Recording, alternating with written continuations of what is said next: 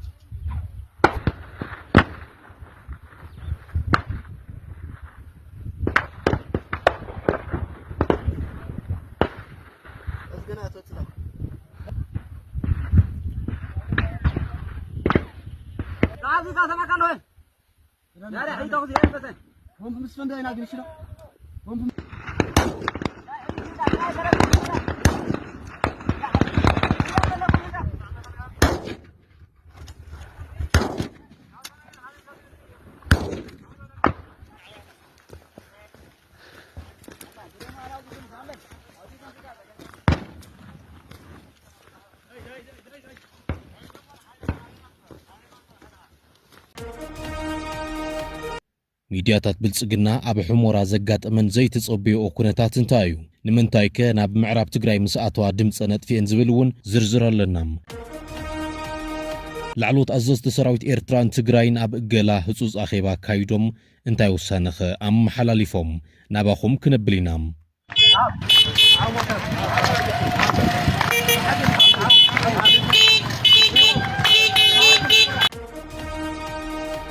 توكلت حزب تግራይን ህዝቢ ኤርትራን ህጹጽን ኣዝዩ ኣገዳስን ዘተ ብምግባር ሓዱሽ ውሳነ ኣመሓላሊፎም ዝብልውን ናባኹም ክነስዕበልኩም ኢና ሳነ ጸኒሕኩም ዝርዝር ትሕዝቶና ክትከታተሉ ብኽብሪ እንዳዓድምና ሕዚ ናብ ዝርዝሩ ክንሓልፍ ስርዓት ብልጽግና ዝተዋረደሉ ሚስጥር ዓወት ሸረሪና ዝተሰብረ መስመር ምክልኻልን እንታይ እዩ ሓይልታት ሰራዊት ምክልኻል ትግራይ TDF ብዝገበሮ ጽዑቕ መጥቃዕቲ ድሮን ኣብ ልዕሊ ሓይልታት ሰራዊት ኢትዮጵያ ዓቢ ስዕረት ኣብጽሕሎም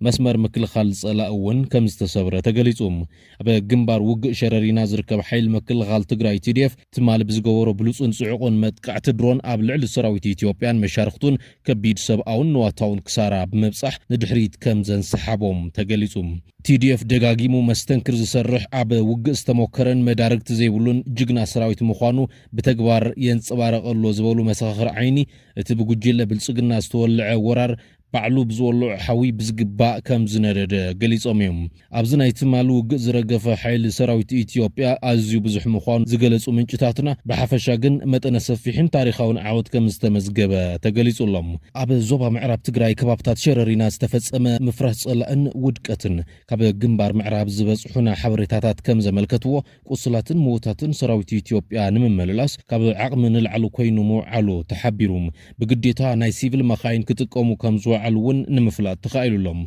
بمخنات زدما هوسبيتالاتن تعنات أبياتاتن معراب تقراي بقودات علقلقن كمزوا على نمفلات تخايلو لهم بتمساسالي اتا حلاقت جقنينة تقارو زخونة شررينا داقماي مقابر ورر تحيلتات مخوانا زمسكرتلو كونتات وين تباهيلوم يخون دا أمبر ورر تحيلتات مورال دقفتم كيتن كف كبلو بتسقراريس تسححات ورا كان نافسو لبوم كسابت مولق بوزحي قعرو كامزلو تقاليزوم مصر عوات سراوي تقراي كابت لمود حابون صناعتن بتوسخي زمنو زفر تكنولوجي كونن مخالو عبي مخنيات كم زخونون تقاليزولهم بمغصال حزب تقراي اب اوان حدقان ورارن زرئيو ناي اوان موهادن حدنتن زحبنن زقرمن مخوان دما تنتنتي قلصوم إذا كم زيلن كلهم أبا جنبار رايا حدوش وتهدراو منقصقاص تجميروم أبا كبابتات قبون كبابتات رايان بوغن سراويت إثيوبيان سراويت تقراين زقبر زولو ناي حيلتات كابنا بن منقصقاص بزل على درجة يقوهاهر كم زولو كابتي زوبا زوز وحبريتاتات يملكتهم كلتيوم وغنات استراتيجيا وبوتاتات نمقصار زخل ناي حيلي منقصقاص ناي أسوارن سنك مخزان كمون ناي أحدوتاتهم ناي دلونت درجة نابزل على بركي يعبيو كم زولو تقليسهم ኣብቲ ናይ ዶቡን ወሰንን ቦታታት ልዑል ወተሃደራዊ ውጥረት ሰፊኑ ከም ዝርከብ ድማ ገሊጾም እዚ ብወገን ሓይልታት ምክልኻል ኢትዮጵያን ሰራዊት ትግራይን ዝርአ ዘሎ ህጹጽ ናይ ሰራዊት ምትእኽኻብን ምዝውዋርን ኣብ መንጎኦም ዘሎ ናይ ዘይምትእምማን ሃዋህው ኣብ ዝኸፍአ ደረጃ ከም ዝበጽሐ ዘመላኽቱ ተባሂሉ በዚ ምኽንያት እዚ ድማ እቲ ኣብቲ ግንባር ዘሎ ኩነታት ኣብ ዝኾነ እዋን ናብ ሓዱሽ ከቢድ ወተሃደራዊ ግጭት ክልወጥ ዝኽእል ኣብ ጫፍ በጽሑ ከም ዘሎ እዩ ዝንገር ዘሎ እዚ ወተሃደራዊ ምጉህሃር ብህጹጽ መዕለብ እንተዘይተገይሩሉ ኣብቲ ዞባ ዳግማይ ኩናት ክውላዕ ከም ዝኽእል ተዓዘብቲ ይገልጹ ኣለዉ ናብ ዝቕጽል ዜና እንትንሓልፍ ሚድያታት ብልጽግና ኣብ ሕሞራ ዘጋጠመን ዘይተጸብዮ ኩነታት እንታዩ ንምንታይ ከ ናብ ምዕራብ ትግራይ ምስ ኣተዋ ድምፀ ነጥፊን ዝብልውን ዝርዝር ሓበሬታ ኣለና ማዕኸናት ሚድያ ብልጽግና ኣብ ሕሞራ ብኤአይ ዝተመነዮ ስዕረት በኣካል ንምጽብጻብ ተሃንዲደን ኣትየን ተስፋ ቆሪፀን ይጽበያ ከም ዘለዋ ተገሊጹ ዘን ኣብ ልዕሊ ህዝቢ ትግራይ ዘይቋረጽ ለመን ሽምጥ ፋን ክገብራ ዝቐንያ ናይ ብልጽግና መራኸብ ሓፋሽ ፋና ኢቲቪና አሚኮ በአርቲፊሻል ኢንተሊጀንስ ኤአይ ክምነዮን ክፈጥሮን ዝቐንያ ናይ ትግራይ ስዕረት በኣካል ኣብቲ ቦታ ብምርካብ ንምጽብጻብ ዓብይ ተስፋ ሒዘን ናብ ከተማ ሕሞራ ኣምሪሐን ከም ዝነበራ እውን ተሓቢሩ እተን ሚድያታት ሰራዊት ኢትዮጵያ ንሸረሪና ተቆጻጺሩ ዝብል ሰበር ዜና ዓወት ክጽብጽባ ናብ ሕሞራ ዘምራሕን ትኾና ዓወት ከም ጨና ማይ ሓሪምዎን ንግዚኡ ኣብታ ዝተፈቐደትለን ውስንቲ ናይ ሕሞራ ከባቢ ተኾርሚየን ከም ዝርከባ ምንጭታትና ሓቢሮም ዘን ሚድያታት ዝተዳለዋሉ ወፍርን ፕሮፓጋንዳን ብጽናዕትን ጅግንነት ጅግና ሰራዊት ትግራይ ኣርሚ ሰብዓ ሙሉእ ብሙሉእ ከም ዝፈሸለ ፈታውን ጸላእን ዝመስከሮ ጉዳዩ ናብ ዝቕጽል ዜና እንትንከይድ ላዕለዎት ኣዘዝቲ ሰራዊት ኤርትራን ትግራይን ኣብ እገላ ህጹጽ ኣኼባ ኣካይዶም ላዕለዎት ኣዘዝቲ ሰራዊት ኤርትራን ሰራዊት ትግራይን ኣብ ናይ ሓባር ጽላይኦም ዝኾነ ስርዓት ብልጽግና ዘተኮረ ህጹጽን ወሳንን ዘተ ብምክያድ ነቲ ኣብ መላእ ዞባና ብሄራውን ኣህጉራውን ድሕንነት ናብ ሓደጋ ዘእቱ ዘሎ ስርዓት ብልጽግና ንምጥፋእ ብሓባር ከም ዝሰርሑ ኣፍሊጦም ኣለዉ እዚ ብደብዳበን በኣካል ናብ ዝተገብረ ናይ ኣዘዝቲ ሰራዊት ዘተ ክልቲኦም ወገናት ኣብ ዘበነ ብልጽግና ዝተረኣየ ወተሃደራውን ፖለቲካውን ዘይምርግጋእ ንምቕያርን ነቲ ኣብ መላእ ሰሜን ኢትዮጵያ ዘሎ ህዝቢ ናብ ሓባራዊ ረብሓን ሰላምን ንምምጻእን ኣብ ኣዝዩ ኣገዳሲ ምዕራፍ ከም ዝርከቡ ገሊጾም ኣብቲ ዝተገብረ ህጹጽ ኣኼባ ኣዘዝቲ ክልቲኦም ወገናት ኣብ ዝሓለፉ ዓመታት ብሰንኪ ፖሊስታት ብልጽግና ዝተበደሉ ህዝብታት ንምድሓንን ንምኽሓስን ሓበራዊ ናይ ምክልኻልን ናይ መጥቃዕትን ስትራቴጂ ከም ዝነደፉ ተገሊጹ ስርዓት ብልጽግና ኣብ ዞባና ህውከትን ውግእን ብምውላዕ ስልጣኑ ንምንዋሕ ዘካይዶ ዘሎ ፖሊሲ ንምፍሻል ክልቲኦም ሓይልታት ብምውሃድ ሓበራዊ ጸላይኦም ናብ ትሕቲ መሬት ንምእታው ወተሃደራዊ ምድላዋቶም ኣሕይሎም ከም ዘለው እቶም ኣዘዝቲ ኣረጋጊጾም እዮም ኣብ መደምደምታት ዘተ ኣዘዝቲ ሰራዊት ኤርትራን ሰራዊት ትግራይን ከም ዝሓበርዎ እዚ ብሓባር ዝወስድዎ ስጉምቲ ነቲ ኣብ ከባቢና ዘሎ ስርዓት ብልጽግና ብምእላይ ንህዝብታት ክልቲኡ ወገን ናይ ሓባር ሰላምን ህድኣትን ንምምጻእ ዝዓለመ ኢሎም እዚ ሓበራዊ ናይ ሓይሊ ምውህሃድ እዚ ኣብቲ ዞባ ዘሎ ናይ ሓይሊ ሚዛን ብምቕያር ነቲ ናይ ብልጽግና ስርዓት ናብ መወዳእታ መዕለቢኡ ከም ዘብጽሖን ንህዝቢ ዓብይ ናይ ዓወት ዜና ከም ዘብስርን እቶም ላዕለዎት ኣዘዝቲ ኣፍሊጦም እዮም እዚ ከምዚ ኢሉ እንከሎ ተወከልቲ ህዝቢ ትግራይን ህዝቢ ኤርትራን ህጹጽን ኣዝዩ ኣገዳስን ዘተ ብምግባር ሓዱሽ ውሳነ ኣመሓላሊፎም ኣብ መንጎ ህዝብታት ኤርትራን ትግራይን ተጀሚሩ ዘሎ ጽምዶ ንምርግጋጽ ሰላምን ልምዓትን ተጠናኺሩ ከም ዝቕጽል ተገሊጹ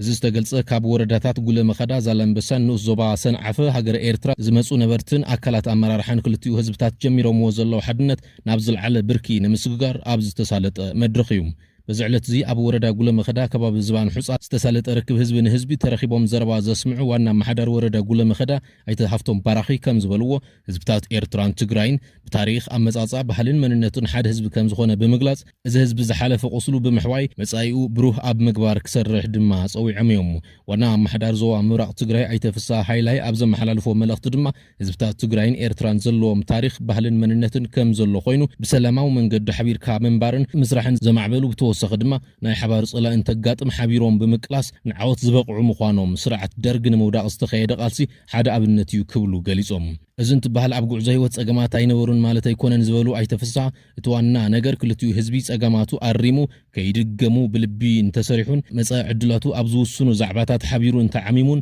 ዝሕሸ ሰላምን ልምዓትን ምርግጋጽ ከም ዝኽእል ተዛሪቦም ኣመሓዳሪ ንኡስ ዞባ ሰንዓፈ ኣይተ እድሪስ ዓሊ ብወገኖም ከም ዝበልዎ ድማ ህዝብታት ኤርትራን ትግራይን ሓቢርካ ኣብ ክንዲ ምልምዓን ምስራሕን ዝኸሰርናዮ ዕድላት ዳግም ባይታ ክንህቦ ኣይብልናን ምስ በሉ ሕጂ መንጎ ክልቲኦም ህዝብታት ልምዓት እምበር ድምፂ ጥይት ክስማዕ የብሉን ኢሎም ተሳተፍቲ መድረኽ ዝኾኑ ተጋሩን ኤርትራውያን ኣብ ዝሃብዎ ርእይቶ ድማ ካብ ኩናትን ዘይምርድዳእን ዕንወት እምበር ረብሓ ስለ ዘይብሉ ክልቲኡ ህዝቢ ንሰላምን ልምዓትን ቅድሚያ ሂቡ ክሰርሕ ኣተሓሳሲቦም ካብ ሓዊ ሓሙኽሽቲ ዝሕፈስ ዝበሉ እቶም ወሃብቲ ርእይቶ ኩናትን ወረ ኩናትን ኣብ መንጎ ህዝብታት ኤርትራን ትግራይን ብርሑቑ ክብሉ ድማ ተዛሪቦም በዚ መሰረት እዚ ብሽርሒ ጸላእትን ዘመናት ብርሑቕ ተመዓድዩ ክርአ ዝተገብረ ህዝቢ ኣብ መንጉኡ ንዝኣቱ ማንም ጸላእ ሓቢሮም ከም ዝደቕስዎ ኣተሓሳሲቦም እቲ ናይ ትማሊ ናይ ሸረሪና ትንኮያውን ዝኾነንዎ እንትኾኑ ብልጽግና ናይ ሓባር ናይ መንነቶም ጸላእ ምዃኑ ኣገንዚቦም እዮም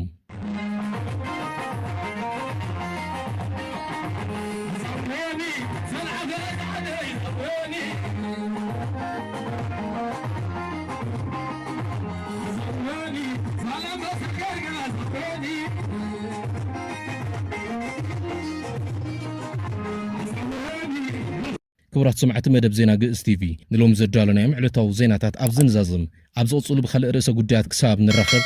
ሰላም ግእዝ ቲቪ ልሳን ህዝቢ